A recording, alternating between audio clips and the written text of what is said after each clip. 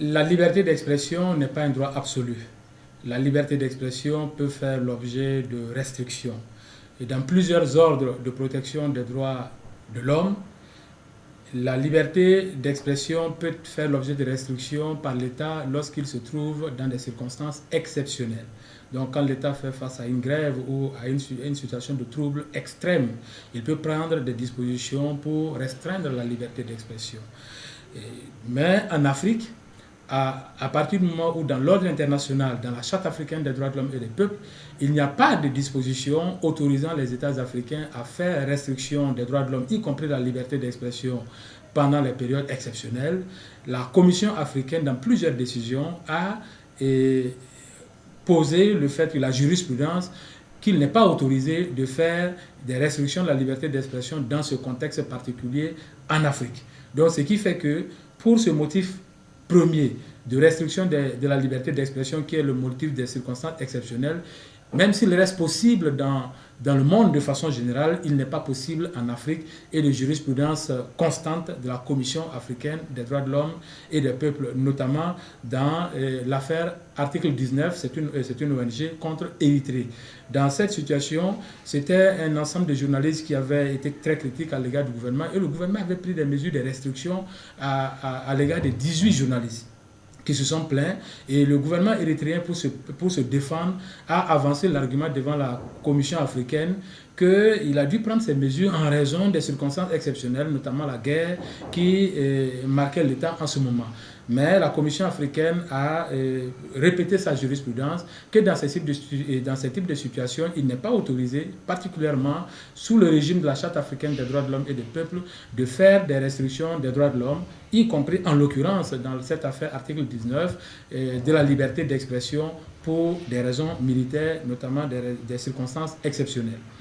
Le deuxième motif de restriction de la liberté d'expression et des droits de l'homme de façon générale, c'est les droits d'autrui, le respect des droits d'autrui. Évidemment, comme on dit, ma liberté s'arrête là où commence celle des autres. Donc la liberté d'expression doit aussi s'exercer dans le respect des libertés des autres et des droits des autres. Donc il est tout à fait possible pour un État de prendre des mesures de restriction à l'égard de la liberté d'expression lorsque la liberté d'expression d'un individu risque de causer du préjudice à autrui.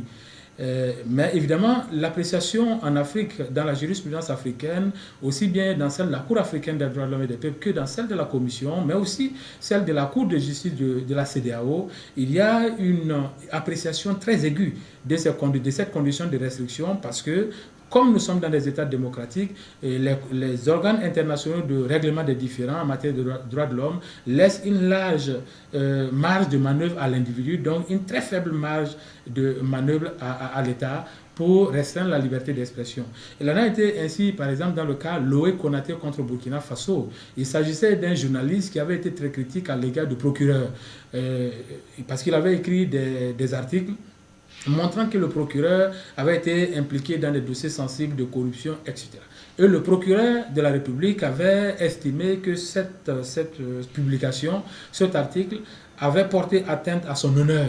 Donc un contentieux sur la liberté d'expression s'en est suivi dans le contexte national.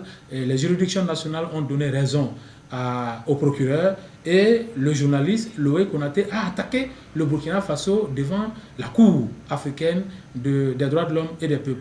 Et évidemment, l'arrêt qui a été rendu en 2015 a montré que le Burkina Faso n'avait pas raison de restreindre la liberté d'expression du journaliste Loé Konaté. Il en a été ainsi, à cause de ce que j'ai expliqué, la liberté d'expression est un droit fondamental pour la démocratie. Donc, les organismes africains admettent très rarement des restrictions justifiées à la liberté d'expression en pratique. Parce que parfois, derrière les restrictions se cachent des motifs déguisés de règlement de compte ou de restriction vraiment de la possibilité pour les personnes d'exprimer leurs opinions librement pour participer au débat national. Donc ça, c'est le deuxième motif, le respect des droits d'autrui.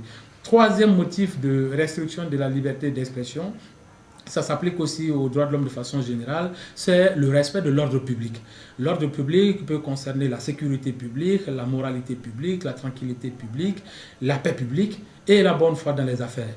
Donc, dans chacun de ces cas, lorsque l'État estime que la liberté d'expression d'une personne va porter atteinte à certains de ses intérêts, l'État peut prendre des dispositions pour restreindre la liberté d'expression.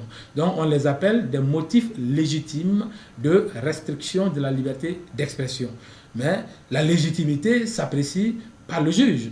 Parce que lorsque l'État apprécie et qu'il prend des mesures de restriction, le journaliste ou la personne dont la liberté d'expression a été restreinte peut contester la décision de l'État, les mesures prises par l'État. En ce moment, va s'élever un contentieux qui va se régler d'abord dans le cadre des juridictions nationales et éventuellement, s'il y a insatisfaction de part et d'autre, se régler, notamment de la part du citoyen et titulaire de la liberté d'expression. Le contentieux peut être élevé devant les juridictions internationales.